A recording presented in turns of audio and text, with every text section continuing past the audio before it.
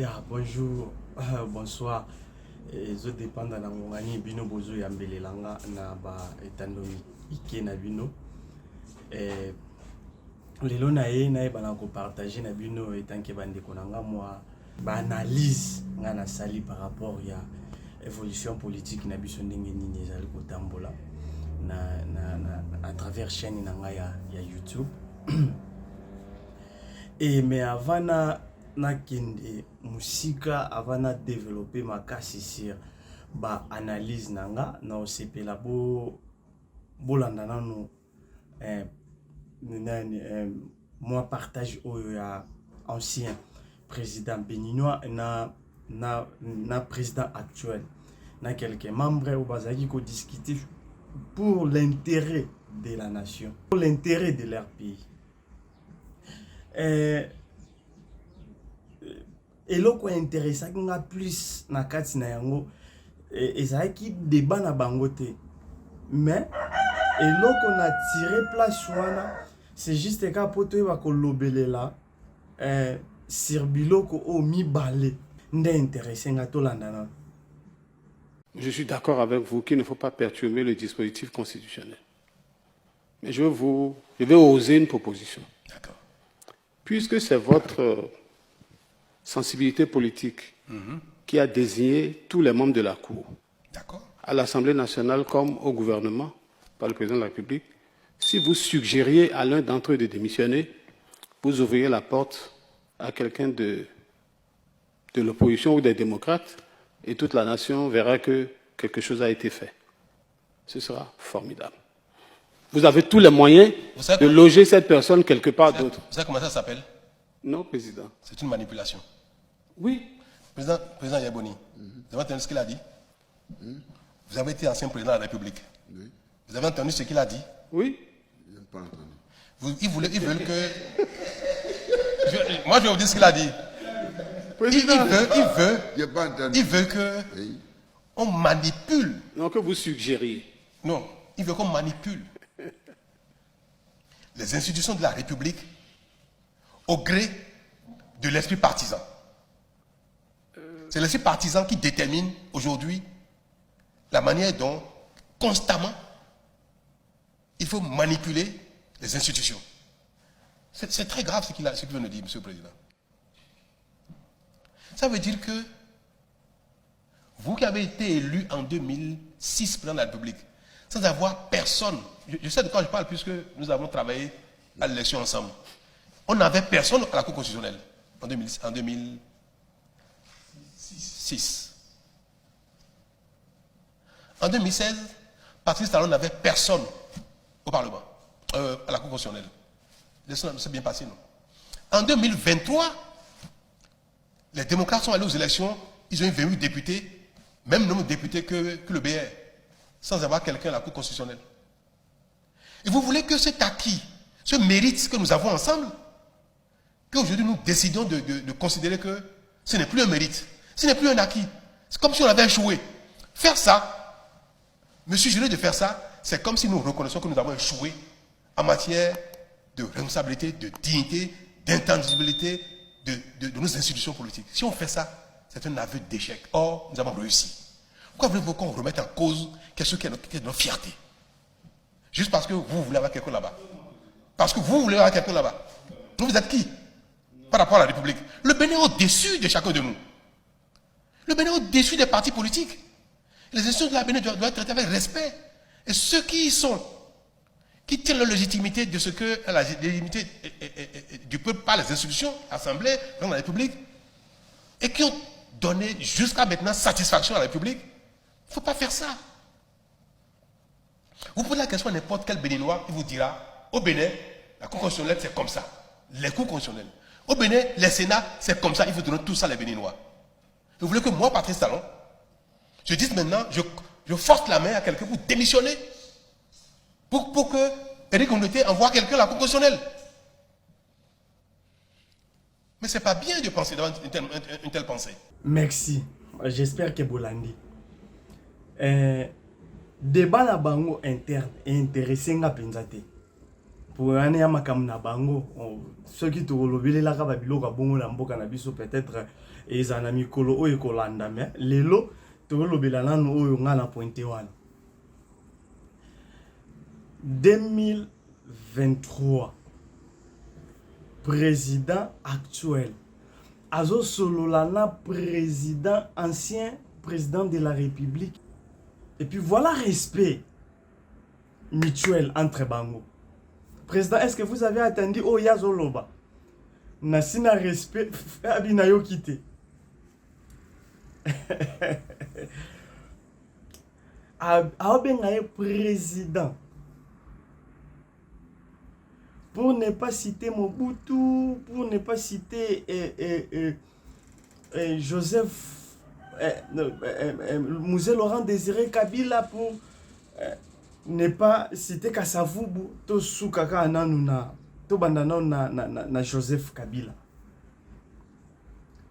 Est-ce que Banda président Joseph Kabila azala na pouvoir malgré azaki kolela et que azaki azaki chance ya te 15 personnes te. Mais est-ce que azalaki na bato te bakoko za la proche na e vraiment tant na banda olanda vidéo wana nazaki na ba souci na motema. Et là, on peut comprendre na biso ba congolais que loyauté de la kanangote, fidélité isate. Ba politicien congolais bazana instabilité moko dont tu ne peux même pas rendre compte neango. Est-ce que na République démocratique du Congo tokoki kozala te na deux présidents ya kala na to président ya sikane ya kala baninga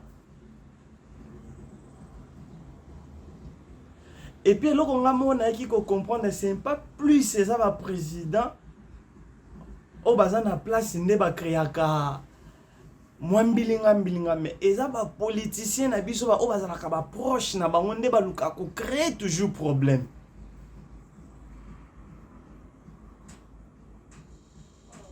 Nako sepela mko mususu tozala pe na rythme ya ba pays o les deux présidents ba vandi ba discuter pour l'intérêt de la nation. Oui, le président Tshisekedi avait toujours le souci là pour quelqu'un qui avoue à chaque moment qu'il y a eu une interview sur le a regretté à makasi et ça pour naïe zalaka nandenge FCC cash et simbate ndenge FCC cash et simbate ndé souci naïe donc azaka na souci wana tout le monde a appelé ba président mi balé ba vandi ndenge ba o ba vandaki ba o discuter pour l'intérêt ya mboka. Tout le monde en Amérique, à chaque fois qu'ils ont na prestation à serment, bako benga ba président ya kala o ba leka ba dirigeant républicain Amérique. Pour ni biso na Congo tozalaka chasse à l'homme, toza toujours kana sima. Ya salaki boy. Oui, on a nos défauts.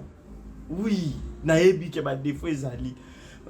Place on a une colobate que notre pays sa possibilité toto pays sa aval na mutunyo so asa le loko ya lingi na olobate que poto pays sa mutunyo so aboma ayiba na mboka po ebi ke soka longwe le président Tshisekedi ebi ke soka longwe o akoya na simalanga tellement congolais akana posa ba mona ba président mibale ya kala na sika bazan sika moko donc ba salanga mabete tete ya mwana tete o souhaiter. Tous ans pour ça, nous devons travailler avec conscience pour le développement en boka, mais chasse à l'homme et à la tête pour nos intérêts personnels que n'a éliminé Moutou X pour akende pour natikala ngamoko on dirait Moutou anaka nenga vandiana akosa ngamabe. Ici je vais regarder les membres de l'Union sacrée en face, Natala Bango, mon président Vital Kamerhe, nayebi ke oza na liloba moko ya koloba na pembeni ya président Tshisekedi ndenge boza na ye. Est-ce que Kabila Joseph ndenge avandi na kingakati egalaka akoboma? Est-ce que ndenge avandi kimia na seka opréparer ka mabe? Avant bamba muninga libanga bozonga na bovanda. Oui, président Tshisekedi ezaka regret na au principal, mais faut luka au raisonner nini et créer base wana.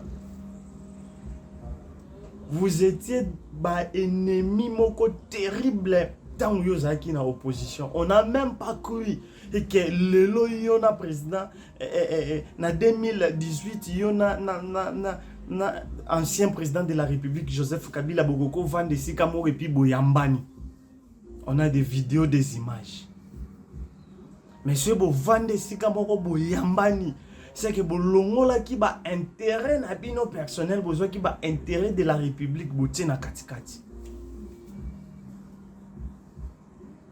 Président Joseph Kabila a ses défauts, président Tshisekedi a ses défauts, mais pour moi, batu basala kabiso mabe makasi to batu basala ka ba leader na biso mabe makasi eza ba proche na bango. Il y a ceux baza pembeni ya président Joseph Kabila o bayoka kanda ba sepela kate ye azala na bonne relation na président Tshisekedi. Eza pena ba oyo baza ba proche ya président Tshisekedi o balingaka te azala na relation ya malamu na mutu ya remplaçant.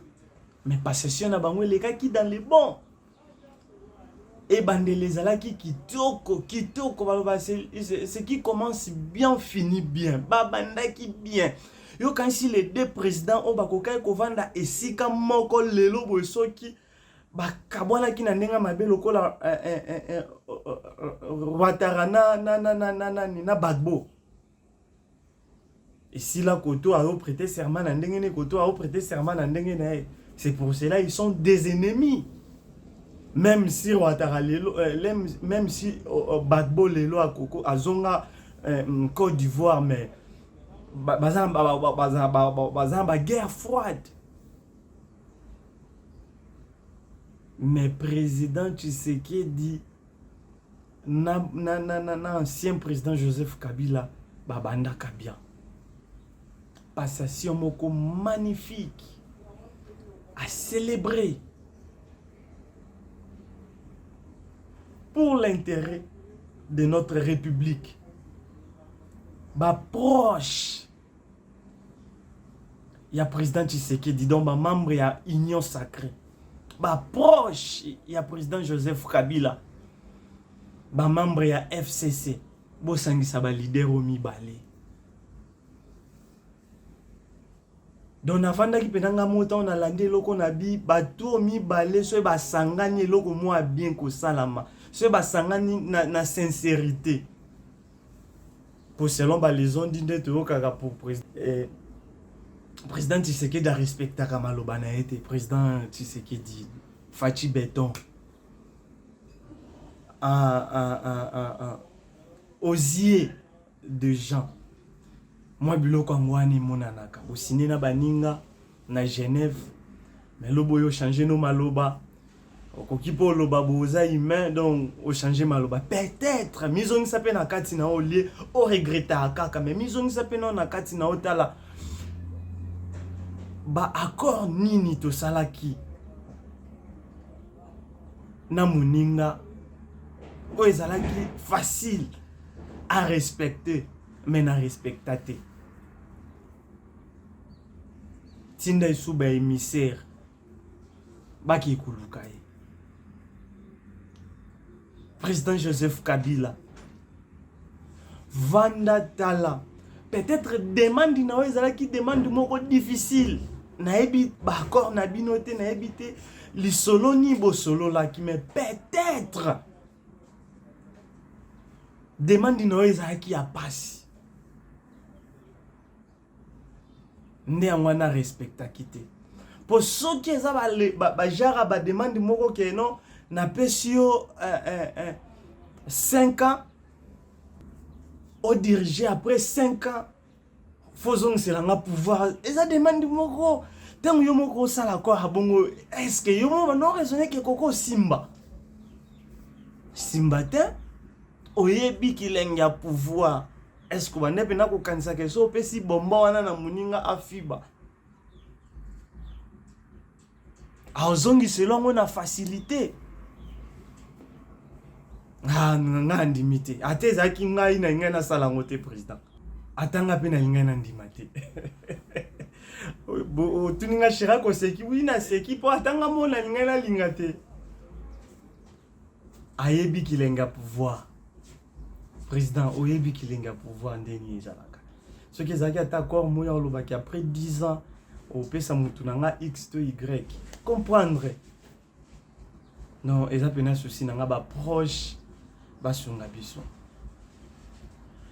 mais lokola na niveau oyo président Joseph Kabila resu na moyen ya kozonga na pouvoir te bakor na bango basignaki toyebi te souci na ngeza kaka non bazala na relation mo ya bien ba garder relation ya bien pona kimia ya pays po ezate ke o akesa rébellion ndenge to mona lelo ba Corneille nanga si on aura du temps on va en parler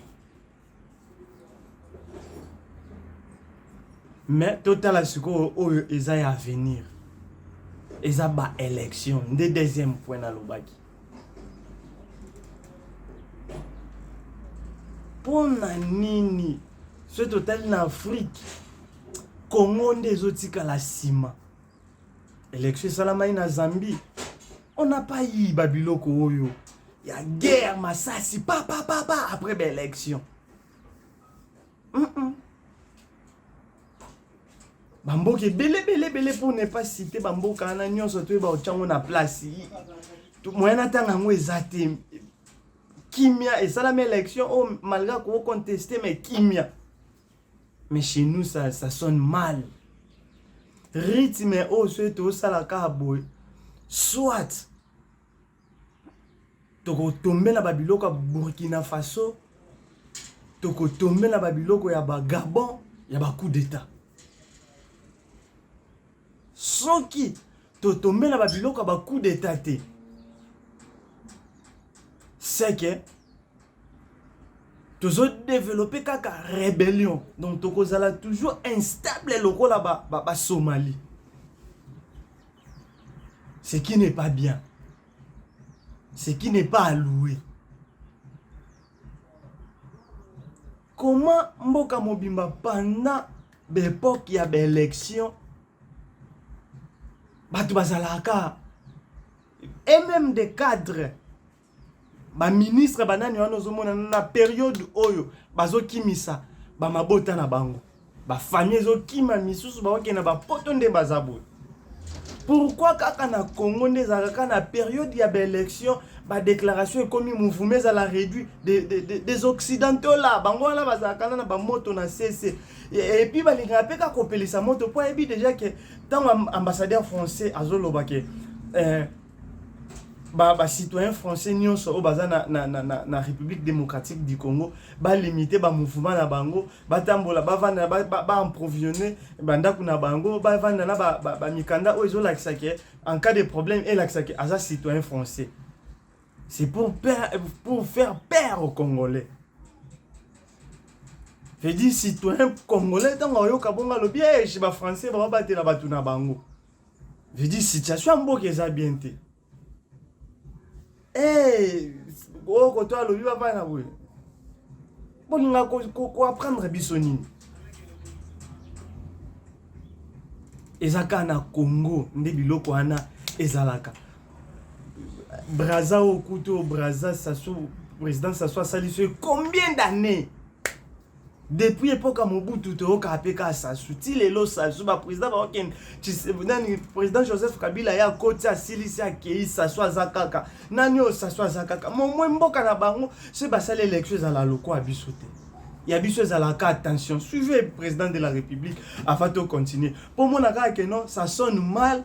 So ki ngai moko pe nazaki na mbongo ya makasi kokimisa bana na ngana kimisa bango kokimisa mwasi na ngana bimisa yake kofanda libanda prendre toute ma famille ma mère et puis ba sœur ba kende libanda po ça sonne mal boyoka président de la République. Question tozali na élection le 20 décembre congolais ba kende ko voter soki ba résultat est proclamé Félix Tshisekedi vainqueur t nini ko salima mais wana tunanzambe autres n'anga na le 20 il faut d'abord accepter le résultat. Ah non, ça dépend, je ne peux pas dire que n'a pas accepté ce qui parce que au yebi makambo ba opposition a pété on a bazali ko organiser té yango zotu na makamwana. Moi je vous dis que bazo organiser makambo belé à somme na mboko. Les résultats de la CENI, s'il y a somme. On parle de résultats de la CENI. Baluki tina barus. Boyoka ndeko Jean-Pierre Bemba nenga do bagi ya yebisa mino. Tina barus. Et aujourd'hui, j'ai même eu les numéros russes où ils allaient tenter de pénétrer serveur. Pour meka. Tango naza ko ebisa banamboka. Ceux qui bossi ici ko voter botika la wana. Bozé la résultat ba ko affiché. Okansi nazolo bango pamba. C'est vrai que Toza va représenter l'État, mais ça ne veut pas dire que Toza n'a puissance totale. Toza n'a banguna pe mususu bazako luka. Ndenga ko déstabiliser biso. Monsieur, qui veulent pénétrer le serveur de la CENI pour pas changer ma cam. Et on aura des témoins partout. Nous sommes organisés pour ça. Mais... Boyoki, président de la République, na top Congo, ba tout na sur ba résultat o ezoya. Habibo tout na Nzambe. Donc na ebandeli salon denga la comprendre ki mutuna te donc on dirait ba on ngaba tuna événement moko oyo eza lokwa émotion hein, ça m'arrive des fois ba tuna nga na donc na mi tuna nga mo moko je na ebité na ko se maîtriser ndeni soki lelo na jui sango ya liwa ya mama nanga donc na ko expliquer en hôtel lelo po wana eza futur. Effectivement, président de la République a répondu bien. Mais tango ba interpréter les makanisi na bango ba chango siko na mesa.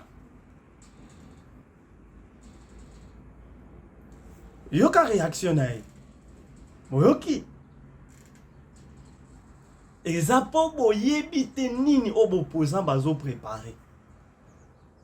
Nini opposant ba préparer boyoka vice-président Seigneur Lobby opposition ont travaillé na Russie donc en titre de rappel hein na rappeler binomoni Trump na nini Amérique ba comment ko traité de tricherie na ba dossier na bango ya ba élection ba sala ki na Yakobima ya Obama si je me trompe pas ba on est koloba risque et attaquer système électoral na bango ba falsifier l'élection donc abima na voie normalité donc eza hypothèse wala nde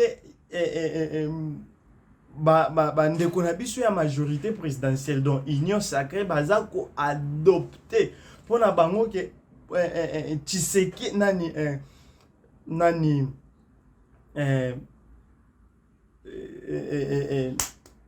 Moïse Katumbi azo traité non pour ne pas citer les noms donc le gouvernement opposition ils ont traité na gouvernement ici opposition na biso eza na mbongo basomba donc ata basombaka donc bosomba na baindividu bokomosomba na bapays ce qui peut na candidater place na ali na paix makasi kimia pena mutema donc bapesa nga chance ya voter te ya place nazali donc ceux qui bapesa nga chance j'allais choisir nazaki na candidat na nga la mutema mais bapesa nga chance te na pona donc président Tshisekedi alinga yebisa biso ke so qui ba résultat ebimi et que eza yete akondimango te pona nini po opposition et attaquer système ya CENI banda nazala ngai Chirac na Congo wana banda élection en 2006 pour ne pas citer ba référendum 2006, 2011, 2018.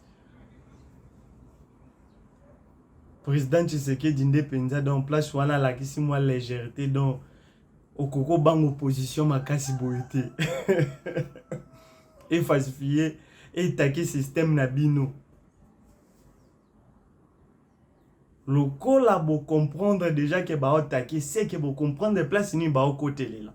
Bo verrouiller bo me ko protéger place wana ya lokwa nde naza bona ko moka ke compte nanga et comme vous allez attaquer compte nanga Facebook et comme vous allez attaquer ni nanga bo comme vous allez attaquer message Jésus langa pour ba signaler n'a qu'on multiplier sécurité, je vais prendre des dispositions. Ce n'est pas à pleurnicher.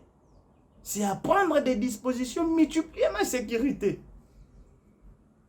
Effectivement, vous avez pris ma message. Donc, c'est bon, on a pour ça, expert, il y a domaine où on a. Bon, ben, à bango de père qui ba résultat, et ça l'a attaqué. Ce n'est pas à passer à la télé, pleurer pour ça.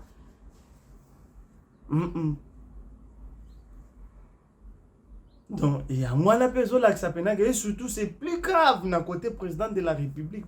Il y a c'est lui qui détient l'armée. Donc, ce qui a conduit ma résultat, veut dire oh wana na ebita au prêter serment deni. Sinon au sala on landa kundenge président Tshisekedi da sala qui Etienne.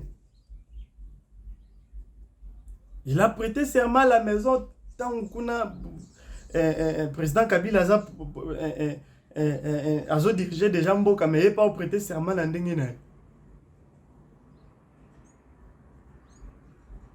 Ceux qui opposition bimi. Opposition pe na ngambu nango. Bolanda président Moïse Katumbi président ensemble na TV5. Comment réagirez-vous à l'annonce des résultats si vous n'êtes pas vainqueur? Vous savez, si les élections sont chaotiques, nous sommes protégés par la Constitution, l'article 64. Le peuple doit défendre le vote.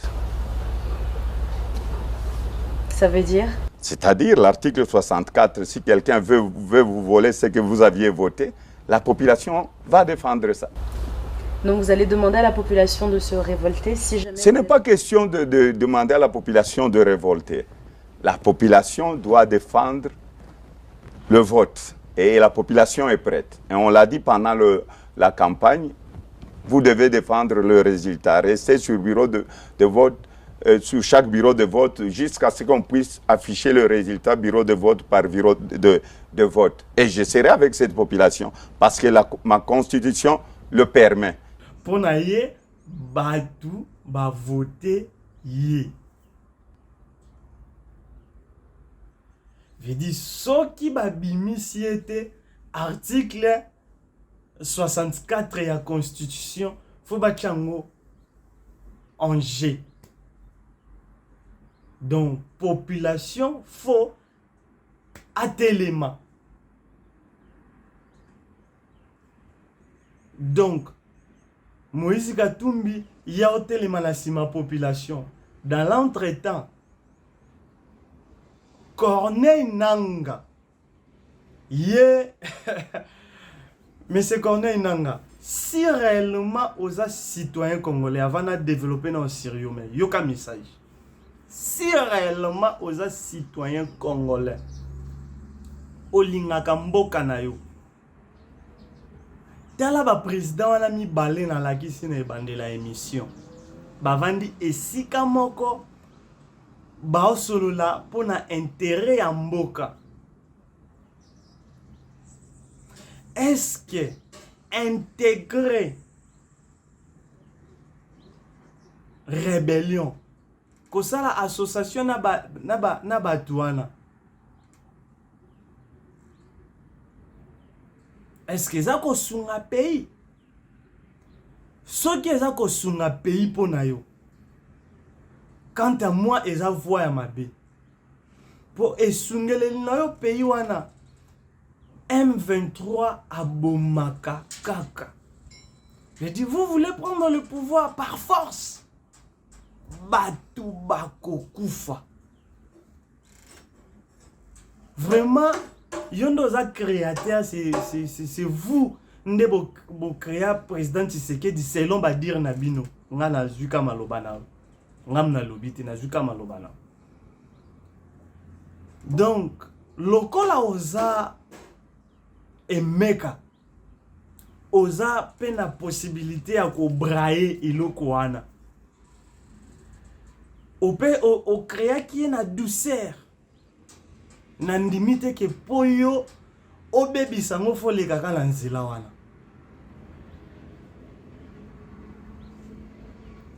Yoka ba vrai leader. Na ke muke na Bible. Moses, peuple Israël et bebisi makambo. Ba adorer ba nzambe mususu. Nzamba siliki. Alobi azo détruire peuple mobile. Yoka leader abandi ko intercéder en faveur ya peuple Israël. Ke nzambe asala bango mabete. Nzamba alobi na otambola isuna bango te ya biso ki okotambola na bango te. Longola kombo na nga na liste ya bomoli. Corneille Nanga obimi na confession religieuse. Est-ce que yoko kiko senga balongola kombo na yo na buku ya bomoi pour intérêt à peuple? Oui, il t'a déci. Na ndenge yo salaki. Yo moko yebi ndenge nini yo salaki. Et puis entre guillemets ceux qui yo salaki c'est que Joseph Kabila salaki nini. Yo moko mto yebi. Mais après avoir yeko bebi ça, vous voulez détruire, mettre toute une nation en fait. Pour na intérêt à binomoko personnel, pour na intérêt na yomoko. Zonga sima tala sima zonga moto.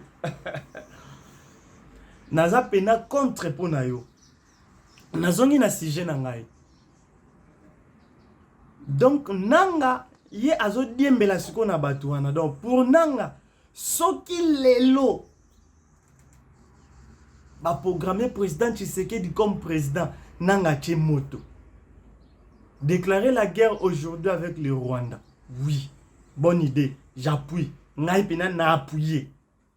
Pour Rwanda azo sili sabiso président Tshisekedi, je suis d'accord avec vous. Mais yoka malobana yo.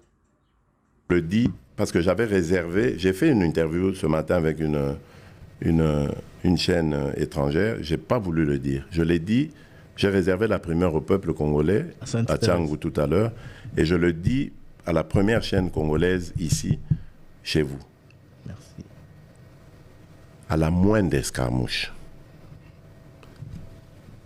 des rigolos que vous avez vus s'exprimer à Nairobi, la moindre escarmouche, lisez sur mes lèvres. Je vais réunir les deux chambres en congrès, comme me le recommande la Constitution, et je vais leur demander l'autorisation de déclarer la guerre au Rwanda. Je le dis et je pèse mes mots, parce que je suis même prêt à cela. Et aujourd'hui, on n'a même pas besoin d'envoyer des troupes au sol au Rwanda. De chez nous, nous pouvons atteindre Kigali. Pourquoi seulement maintenant, pas hier? Parce que j'en ai marre. Et je vous dis pourquoi. Le jour où je dois partir en campagne au Congo central, donc la campagne est lancée le 19 novembre, le 20, ma première étape en province, c'était le Congo central. Je reçois une communication me disant « Je vais recevoir une délégation américaine » conduite par la directrice des renseignements des services de renseignement américains, qui venait au nom du président américain. Après les civilités, elle m'a expliqué le rôle de sa mission, enfin l'enjeu. Et elle venait de Kigali. Elle m'a présenté un certain cahier de charge pour arriver à la paix. Parce que nos partenaires américains, et je leur rends hommage pour ça, nos partenaires américains se sont enfin souciés de ça. On parlait tout à l'heure de la diplomatie, mais c'est grâce à la diplomatie de la RDC que les États-Unis d'Amérique se sont enfin levés pour dire non, non, on va intervenir. Et ils ont proposé leurs bons offices que j'ai accepté parfaitement. J'ai donné mes conditions, ils sont retournés à Kigali.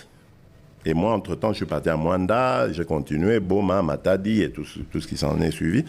Et lors d'une de ces étapes, la directrice m'a appelé pour me dire « Je suis déjà rentré à Washington, voilà ce que, après être rentré à Kigali et parlé avec le président Kagame, ce qu'il en est sorti. » Je lui ai dit « C'est parfait. » Mais je lui ai dit une chose, « Madame, je ne crois pas en la sincérité de Kagame.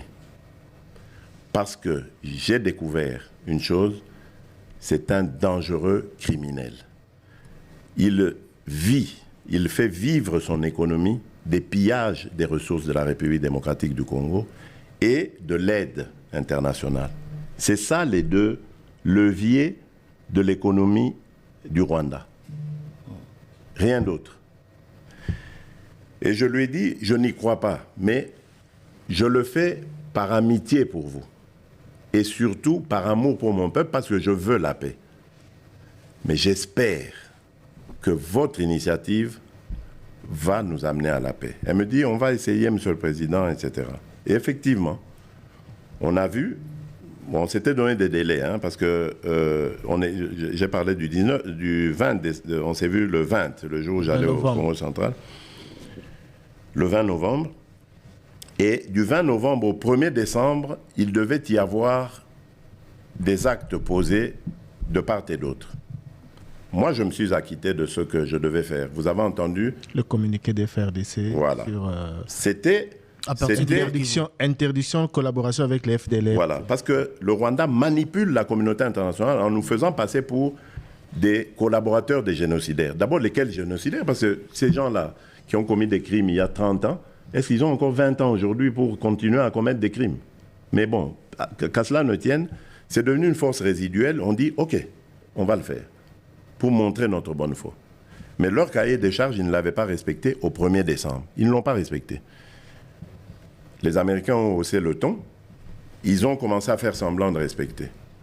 Donc, retirer leur armée, parce qu'ils niaient d'être sur le sol congolais. Ils ont commencé à retirer leur armée, laissant le M23 qui, pour moi, est toujours leur armée, mais bon, peu importe.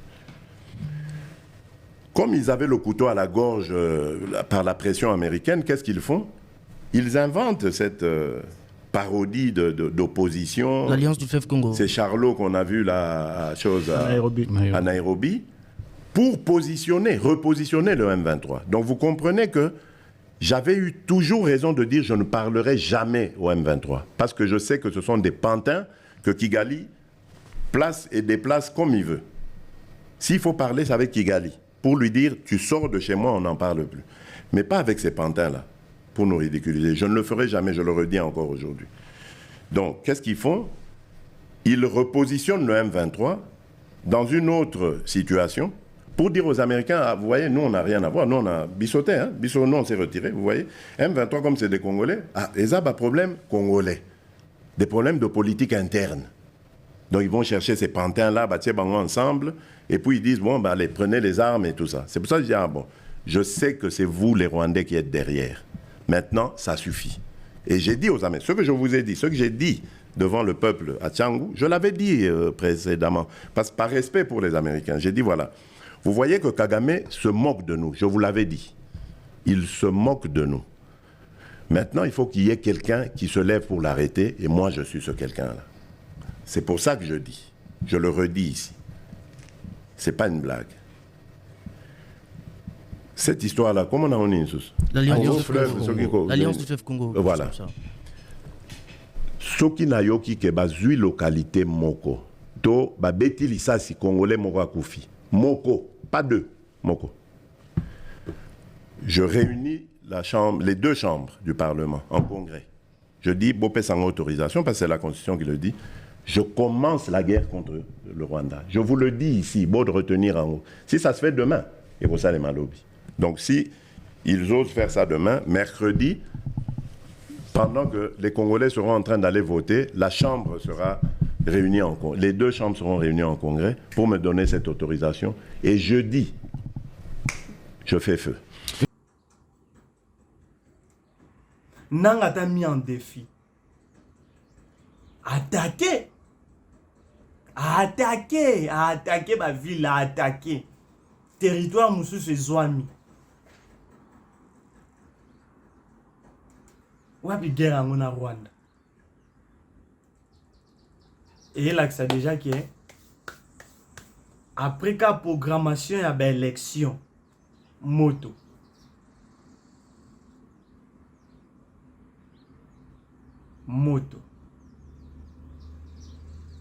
Merci beaucoup Balandi. Il y a F Gajama TV donc Ezaki Moko Abino Shiraki Gajama Lobel ba CG mi balé ba CG a ba élection tozan pour sa kimia après publication ba moto na bino na bolinga botia nous on n'a pas de la no kimi ça ba famille na biso to kufa na bino kaka. Et souci nangai eza soki président Tshisekedi akolongwa o akokota baza na relation moko lokwa président o moni na utuko publier un président ya ba président béninois soki pe président Tshisekedi ako continuer bazala bakokoza la peut-être pas baninga batambula kesika moko na opposition. Mais ce qui est sengi intérêt en mboka bakutanaka baloba pour intérêt en mboka mutuna mutaba kisamaele na e président Tshisekedi abongisa relation na ye na muninga na ye na lobite ke bazongisa FCC cash ezaki accord aba gourmand wana ezaka po balia ba mbongo ndongo moni balia wana.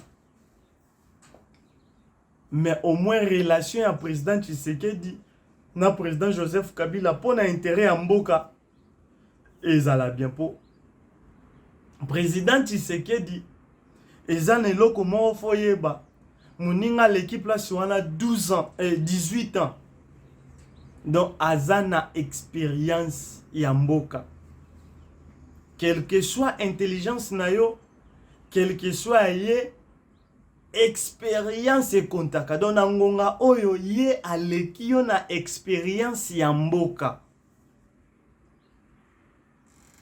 ezalaki idée bien kotambola ne ensemble nde importance ya kozala na parrain na domaine nyonso. Vous avez pas besoin d'aller chercher un parrain libanda ba kenyen wana ba ebio to monike ba parrain bino nanan o mais ezaki pona intérêt na bango. Ezaki pona intérêt na bango to mamoni intérêt ezate lelo bango wana ba parrainer et Corneille Nanga. Le vrai parrain qui peut t'expliquer ba réalité ya mboka na yo Congo Kinshasa eza ancien président de la République.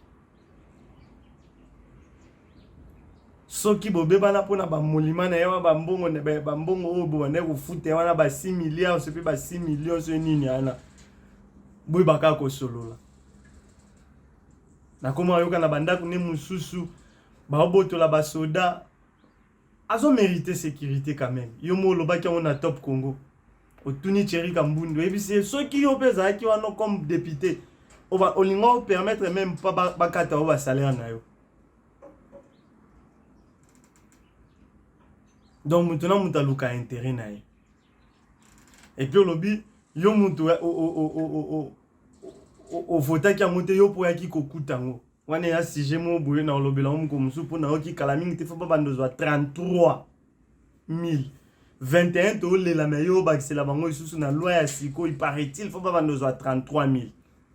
Soko sali on ka po flatter bango na panda ba période d'élection ba senga na ba voter na betelo maboko pour jouer bango ko retirer signature.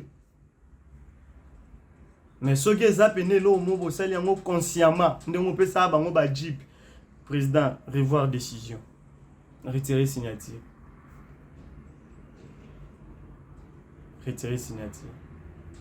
wana eza sujet mususu wana to lobelela ngo mukolo mususu ce qui zamba na ya liboso o olandanga na chaîne oyo s'abonner aimer vidéo pour encourager nga et activer son de cloche pour Nambalasima ou rater ba information te et il y a chaîne Nabiso. Merci beaucoup.